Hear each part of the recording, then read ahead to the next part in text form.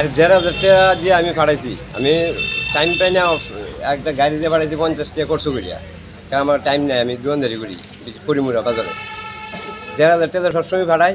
আমি ২বার অনলাইনে ঢুকাই, একবার অফিসে ঢুকাই, সবসময় আমি এইভাবে ঢুকাইতেছি। এইবার পাঠাইছি, আজকে ১,৫০০ টাকা পাঠাইছি, ওদের ৭ ইউনিট আমার তারা দিচ্ছে। এটা কেমনি হইল? এটা কি সম্ভব? আমরা গরিব মানুষ কেমনে বাঁচুম? ৬০ মারা যাবো মনে হলে। আনাইলে কারেন্ট বন্ধ করে দেব, তারা সবাই কারেন্ট বন্ধ করে দেব। তারা যদি কারেন্টের বিল এমন বাড়ান লাগে, এছাড়া কোনো উপায় আছে নি? তারা আমরা গরিব মানুষ কি মেরে দেবো নি আমরা? কোনখানে আইছেন এখন? এখন কারেন্ট অফিস আছি, কি কইছে? তারা কইছে যে ম্যাডাম আইতেছে, ম্যাডাম দেখবো। কি নাম আপনার? আমার নাম অমরেশ দেবনাথ। কিতা চাইতেছেন এখন? এখন চাইতেছি এটা কেমনি কিতা করবো তারা করুক। আমরা সবসময় যেমন ভাই এমন দেখ না, নাহলে একটু কম নিলে বাড়লে একটু বাড়তে পারে, এলে এমন পারবো নি। ১,৫০০ টাকা ওদের ৭ ইউনিট। কোন জায়গা আপনার বাড়ি? গাড়ি করিমুরা।